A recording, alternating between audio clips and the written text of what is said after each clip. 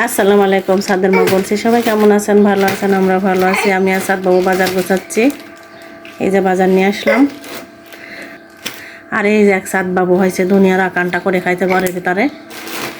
ওর যা এই যে সাদ বাবুর টিস্যু, ওইটা আব্বু টিস্যুটা আলাদা রাখো, দুটো ঝুড়ি একখানে রাখে না, এই যে আলাদা আলাদা করে এবার তোলো।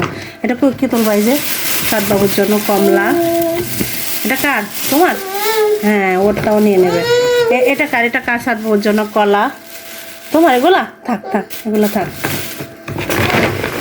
এই যে শসা নিয়ে আসলাম। আব্বু এটা তোমার ঝুড়ি। হ্যাঁ,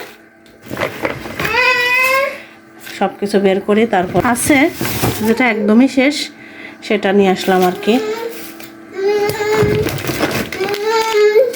জি জি জি, সে যে আপেল কমলা খাবে, আমাকে দিচ্ছে। কি কমলা খাবা? সাদ বাবু কমলা খাবে। আচ্ছা দেবো দেবো দেবো, ওর কমলা রেখে দেওয়া হয়েছে তাই ও কান্না করছে। মানে এখন আমার হাতে দেওয়ার পর আমি এখানে রেখে দিচ্ছি তাই কান্না করছে, আমাকে এখন মানে ছিলে দাও। আচ্ছা দেবো বাবা। বাবা ওই শোনা শোনা।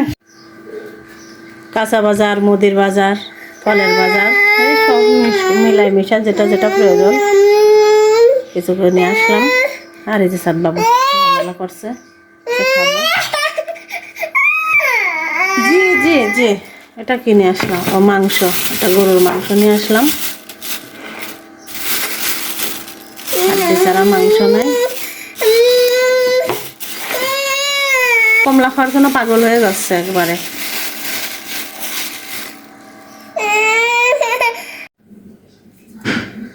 জিরে নিয়ে আসলাম, জিরের গুঁড়া পোড়াই গেছে, আজকে জিরে নিয়ে শুকনা মচমচে হয়ে গেছে। এখন এটা আমি ব্লেন্ডারে গুঁড়া করে নেব। এই যে আমার ব্লেন্ড করা হয়ে গেছে, একবারে মিহিন হয়ে গেছে। এটা মেশিনে দেওয়ার দরকার নাই, একদম খুব সুন্দর এই যে হয়েছে। আমার জিরেটা ব্লেন্ড করা হয়ে গেল। আর এখন আমি সাদ বাবুর জন্য পেঁপে দিয়ে ছোট্ট একটা আলু দিয়ে জিওল মাছ রান্না করছি।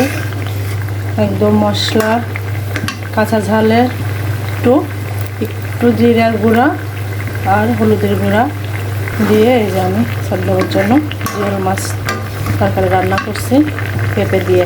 সাদ বাবুর জন্য আমি পেঁপে দিয়ে আলু দিয়ে জিওল মাছ দিয়ে রান্না করে নিলাম। কারণ এখন যে অবস্থা, যারা খেতে পারে মানে মাছ, মাংস, ডিম, এদেরকে প্রচুর পরিমাণ মানে পুষ্টিকর খাবার দিতে হবে, সঙ্গে পানি দিতে হবে। আমি সেই চেষ্টাই করছি। আলহামদুলিল্লাহ, সবাই আমার সাদ বাবুর জন্য দোয়া করবেন যেন ভালো থাকে, সুস্থ থাকে। আর সাদ বাবু এখন ঘুমাচ্ছে। আজকের ভিডিওটি পর্যন্তই। আল্লাহ হাফেজ।